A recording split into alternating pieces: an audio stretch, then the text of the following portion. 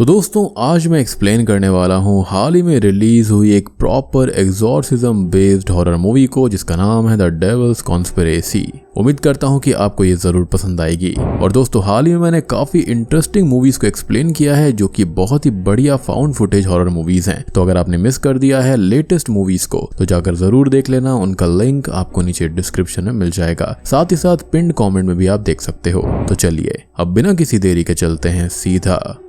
Video की तरफ।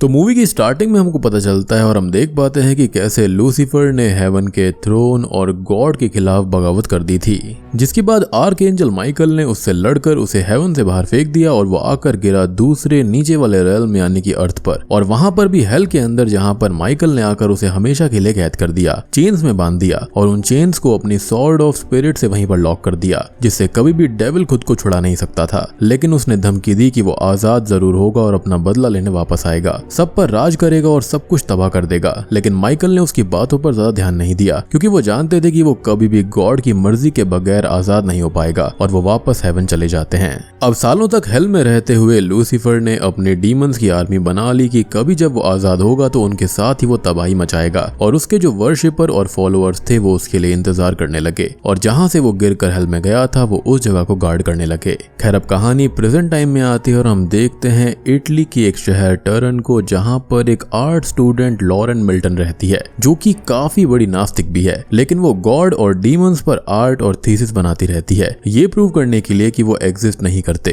बस एक आर्ट का हिस्सा है या फिर इंसान के अंदर की भावनाओं पर आधारित चीजें हैं। और उसका विश्वास टूटने की एक बहुत बड़ी वजह ये भी हो सकती है कि उसके हस्बैंड और बच्चे का मर्डर कर दिया गया था, जिसके बाद से ही वो अकेले रहने में बिलीव करने लगी। लेकिन उसकी गुड और इविल वाली इन बातों को बड़े लोग सीरियसली नहीं लेते थे। खैर अब हमको दिखाया जाता है फादर मार्कनी को, जिससे मिलने वो आई हुई थी। और आज असल में जीसस क्राइस्ट के श्राउड की पहली बार एग्जीबिशन लगने वाली थी, मींस वो कफन जिसके अंदर वो अंतिम समय में थे। इनफैक्ट वहां पर ऐसी ढेर सारी चीजें उनसे रिलेटेड थीं। अब फादर मार्कनी यहाँ पर उसके बहुत ही अच्छे दोस्त थे तो वो उसको एग्जीबिशन में लेकर जाते हैं और यहाँ पर वो लोग थोड़ी बहुत बात करते हैं, जहाँ पर लॉरेन का ये मानना था कि गुड और इविल दोनों इंसान के अंदर की चीजें हैं, जबकि फादर का ये कहना होता है कि इविल जरूरी नहीं है कि अंदर से ही हो, ये एक बड़ी चीज है और बाहर सभी जगह फैली हुई है। अब लॉरेन को वो सेंट माइकल की डेविल को डिफीट करते हुए एक स्टैचू दिखाते हैं और लॉरेन उसकी ड्राइंग करने लगती है और वो उससे थोड़ी बहुत बात करके वहां से चले जाते हैं। अब कुछ ही देर के बाद में शाम हो जाती है और हम एक मिस्टीरियस लेडी को उस एग्जीबिशन बिल्डिंग में जाते हुए देखते हैं और वो चुपके से आइटम्स रूम के अंदर घुस जाती है और उस सेंट माइकल स्टैचू के पास पहुंच जाती है जहां पर लॉरेन थी। और लॉरेन को कोई आवाज सुनाई देने लगती है जैसे खुद लूसीफर उसको बुला रहा हो। साथ ही साथ उसका ध्यान हटने पर उस स्टैचू के अंदर लूसीफर का हेड भी मूव होता है। खैर अब एक आवाज से डिस्ट्रैक्ट होकर वो दूसरी साइड में आ जाती है जहां पर उसको एक रेवन बर्ड मिलती है। डैम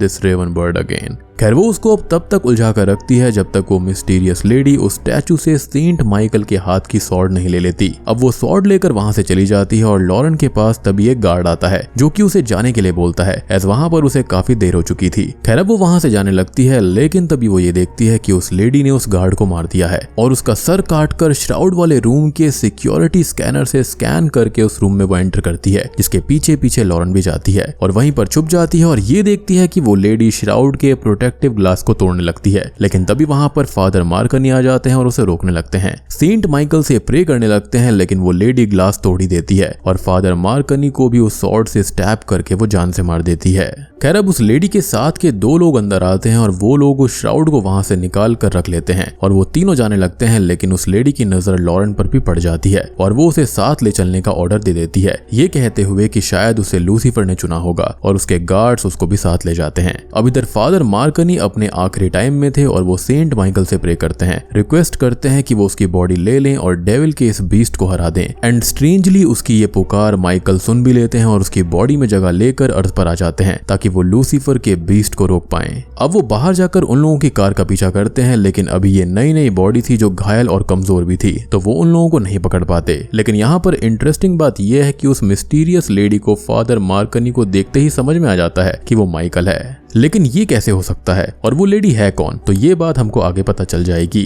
खैर अब हम देखते हैं डॉक्टर लॉरेंट को, जो कि एक साइंटिस्ट होता है जो कि हिस्ट्री में मारे गए महान सुपर स्मार्ट और आर्टिस्ट की डेड बॉडी को ढूंढता है, जो कि सदियों या फिर इवन हजारों साल पुरानी भी हो सकती है, और वहां से उनका डीएनए निकालकर उस पर एक्सपेरिमेंट करके उनके क्लोन्स बच्चे तैयार करते हैं, काइंड ऑफ ए रीजनरेशन। और क्या ये ड्रैगन बॉल जी का सेल हो सकता है? एनीवेज, खैर अब वो एक बच्चा जो कि बहुत अच्छे म्यूजिशियन का रीजनरेशन था उसका शो दिखाता है, और एक नए बच्चे जो कि हिस्ट्री के एक बहुत ही महान आर्किटेक्ट का न्यू बॉर्न रीजनरेशन था उसकी नीलामी करने लगता है कि तभी वो लेडी वहां पर आती है और उसे अपने साथ लेकर चल देती है। मींस वो लोग एक साथ ही काम कर रहे थे उनके ग्रेटर प्लान में। अब वो दोनों जाते हैं अपनी एक हाई टेक लैब में जहां पर उन्होंने उस श्राउड को रखा हुआ था, और वो इस श्राउड से एक बहुत बड़ा काम करने वाले थे। लेकिन क्या, तो ये हमको आगे जानने को मिलेगा, जो कि बहुत भयानक होगा, क्योंकि वो लोग यहाँ पर एक्सपेरिमेंट करने के लिए लॉरेन को तो ले ही आए थे, लेकिन साथ ही साथ वहां पर 3 और लेडीज होती हैं जिनको एक चेंबर में कैद करके रखा गया था, और कुछ लोग आकर उनकी पिक्चर्स और ब्लड सैंपल्स ले जाते हैं। खैर इधर फादर मार्कनी की बॉडी के अंदर माइकल, जिनको अब हम माइकल ही कहेंगे, वो बिशप रूम में आते हैं और उससे पूछते हैं कि श्राउड का प्रोटेक्टर कहाँ था, जिस पर बिशप उसको बताता है उस आदमी के बारे में जो कि धीरे धीरे अनस्टेबल हो गया था। उसे डेविल के विजन्स आने लगे, प्रोफेसीज जैसे कि डिमोनिक कल्ट और डेविल का अर्थ पर वापस आना, जिसके बाद से वो अब अकेला ही सेंट माइकल असाइलम में रह रहा है, जो कि यहाँ से थोड़ी दूरी पर है। अब माइकल वहां पर जाता है और उससे वो आदमी विंसेनी मिल जाता है जिसको विजन्स आते थे, आगे होने वाली चीजों और पीछे हो चुकी चीजों का आभास होता था, और वो फादर मार्कनी को देखते ही समझ जाता है कि वो कोई और ही है जो कि अब ह्यूमन नहीं रहा। अब माइकल उसे अपने बारे में बता देता है और श्राउड की चोरी के बारे में भी बोलता है, जिस पर विंसेनी उसे ऊपर ले जाता है और बताता है कि ये जगह एक लुकआउट की तरह बनाई गई थी, उस जगह पर नजर रखने के लिए जहां पर डेविल गिरा था, और वो माइकल को वो फैसिलिटी भी दिखाता है जहां पर उसका कल्ट उसके लिए कुछ काम कर रहा है, उस मिस्टीरियस लेडी और डॉक्टर लॉरेंट के ऑर्डर्स पर। अब माइकल यहाँ पर ये कहता है कि डेविल आजाद नहीं हो सकता क्योंकि उसने उसे चेन से बांधा था, जिस पर विंसेनी बताता है कि स्कल्पचर से ये पता चलता है कि उसकी चेन्स लूज होने लगी हैं और वो अपनी डीमन आर्मी के साथ अर्थ पर आने वाला है, जिसके लिए उसके 2 बीस्ट, एक अर्थ से वो लेडी लिज और एक बीस्ट ऑफ ग्राउंड उसके फ्री होने के लिए काम करेंगे। तो उस मिस्टीरियस लेडी का नाम यहाँ पर लिज है, और ये भी कोई डीमनस या फिर एंजल ही रही होगी जो कि लूसीफर को सर्व करती है, शायद से ये लिलिथ हो सकती है और अब उसे आजाद कराने वाली है।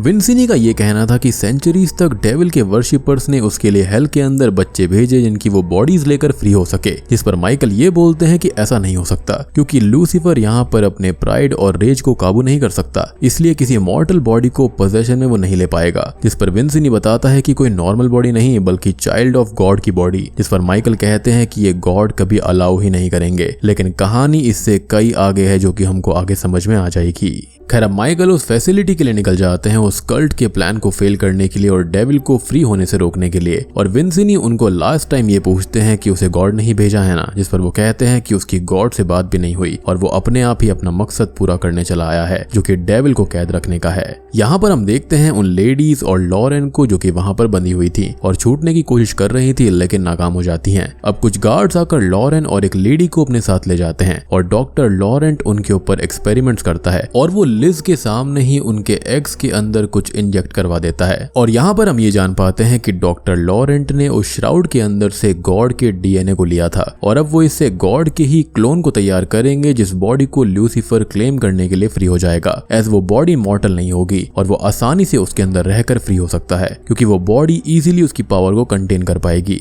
और यहाँ पर तो खाली हमने ये सुना और देखा है क्योंकि आगे चलकर चीजें बहुत ही खतरनाक होने वाली हैं। अब उन दोनों लेडीज को कल्ट मेंबर्स के बीच लाया जाता है और उन्हें वहां पर वो ग्राउंड बीस्ट आकर अपने साथ ले जाता है और हेल होल में डाल देता है और डेविल उन चेन से फ्री हो चुका था और पहले वो उस दूसरी लेडी की बॉडी में जाता है लेकिन वो उसको झेल नहीं पाती और मारी जाती है, जिसके बाद वो लॉरेन की बॉडी में आ जाता है और वो उसे झेल चुकी थी, मींस अब वो उससे ही पैदा होगा। उसकी डीमंस आर्मी उस पहली लेडी की बॉडी को नीचे हेल में फेंक देते हैं और लॉरेन वापस ऊपर आ जाती है, जिसका लिज और सभी कल्ट मेंबर स्वागत करते हैं एज वो उनके न्यू गॉड न्यू जीसस को जन्म देने वाली है, यानी कि लूसीफर को। उनके लिए तो लूसीफर यहाँ पर जीसस है। अब लिज उसे उसके चेंबर में छोड़ आती है और इधर माइकल फैसिलिटी में ब्रेक इन करके 2 सिक्योरिटी पर्संस को मारकर उनका गेटअप लेते हैं और पहले जाकर उस श्राउड को वहां से हटाकर अपने पास रख लेते हैं। डॉक्टर लॉरेंट उसको देख लेता है और वो उसकी लैब को जलाकर वहां से चले जाते हैं और सब लोग उन्हें ढूंढने लगते हैं। अब यहाँ पर वो लॉरेंट को ढूंढने लगते हैं क्योंकि उनको याद आता है कि मार्कनी की फ्रेंड भी खतरे में है और वो उसे फ्री करके वहां से भगाने लगते हैं और पूछते हैं कि उसके साथ यहाँ पर क्या हुआ और वो सब कुछ बताती है, ऑल ऑल्दो वो खुद भी डेविल को सेंस कर पा रहे थे।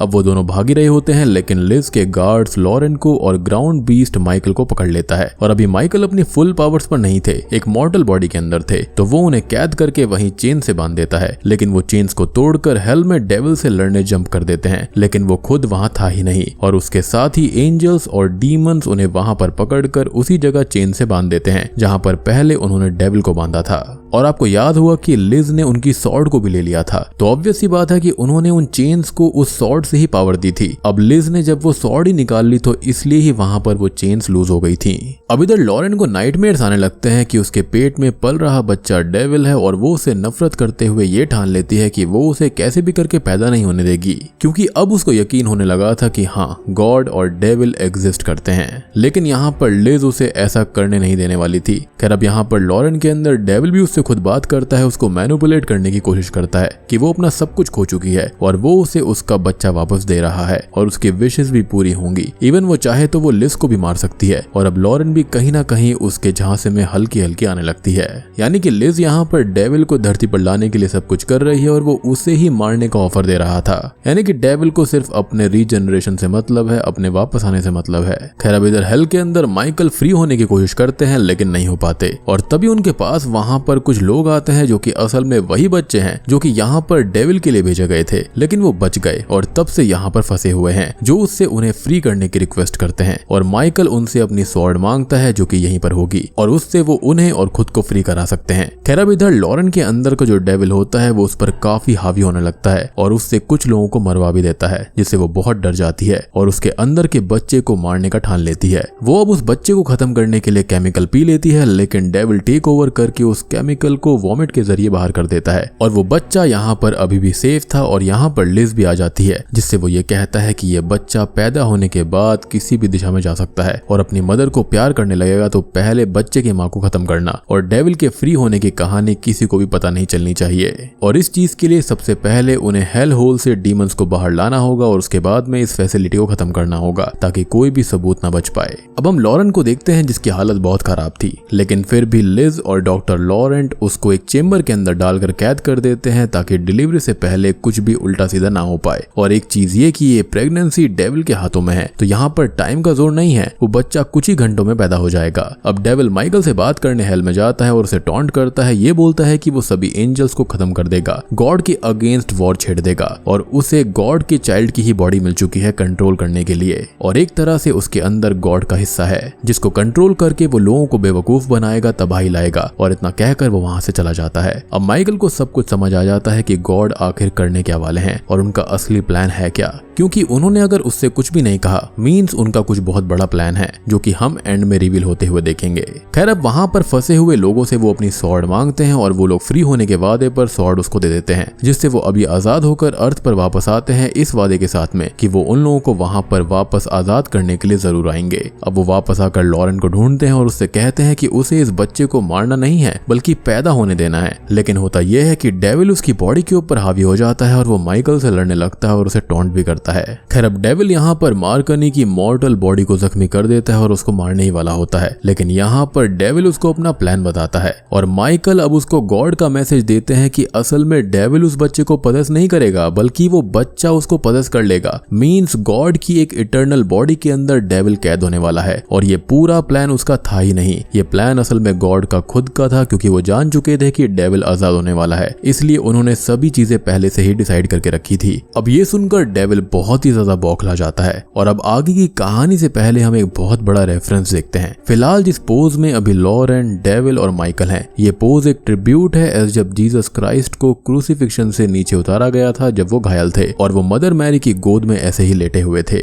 Now coming back to the story, devil यहाँ पर इतना बौखला जाता है कि उसका इतना बड़ा प्लान और इतने सालों से बनाया हुआ प्लान गॉड ने फेल कर दिया, वो भी उससे आगे का प्लान कर और वो लिज से ये कहता है कि उन्हें बच्चे को मारना होगा, लेकिन उसे लगता है कि ये लॉरेन की कोई चाल होगी, तो वो उसकी बात नहीं मानती और उसे अपने साथ ले जाती है और उस हेल होल के ऊपर उसकी डिलीवरी करवा कर बच्चे को पैदा करती है और लिज बच्चे को ले जाती है और लॉरेन को हेल होल में गिरा दिया जाता है। अब लिज बच्चे को लेकर अपने कल्ट के लोगों के सामने आती है और उसके अकॉर्डिंग तो ये डेविल है, तो डेविल ब्लड का बैप्टिज्म चाहेगा, वो भी उसके ही लोगों का। और सभी cult members even doctor Laurent को ग्राउंड बीस्ट ब्लेड से काट कर खत्म कर देता है। और यही तो अंतर डेविल और गॉड में है कि गॉड सबके हैं लेकिन डेविल किसी का सगा नहीं होता। खैर अब माइकल पहले लॉरेंट को बचाता है जो कि हेल होल में लटकी हुई थी, और उसके साथ बाहर जाकर लिज से वो उस बच्चे को ले लेते हैं और उसे बताते हैं कि लूसीफर अंधा हो चुका था अपने बदले की आग में, और वो भी इतना ज्यादा ब्लाइंड हो गया था कि उसने उसी डीएनए को चूज कर लिया जो कि उसे कैद करके रखता था।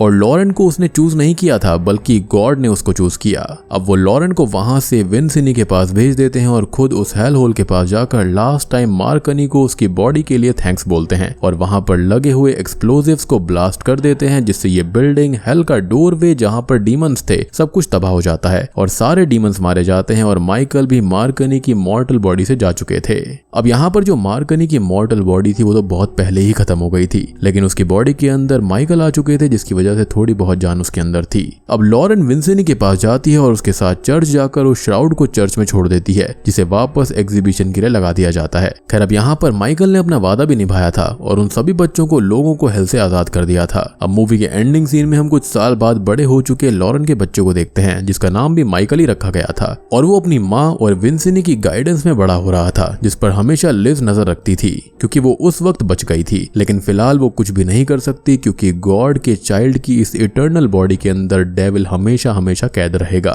और एक बात और कि यहाँ पर लॉरेंट कोई और नहीं बल्कि उसने मदर मैरी का ही रोल प्ले किया है। गॉड ने खुद का ही एक ऐसा वेसल बनाया जिसके अंदर डेविल हमेशा कैद रहेगा और वहां से कभी भी बाहर नहीं आ सकता। और बूम, इसी के साथ में ये मूवी यहीं पर खत्म हो जाती है। तो दोस्तों ये थी द डेविल्स कॉन्स्पिरेसी मूवी की कहानी। उम्मीद करता हूँ कि आपको ये प्रॉपर हॉरर मूवी पसंद आई होगी। पसंद आई है तो वीडियो को लाइक कर देना, चैनल के ऊपर नए हैं तो सब्सक्राइब कर लीजिए। तो मैं आप सबको मिलता हूँ अगली वीडियो के साथ में, तब तक के लिए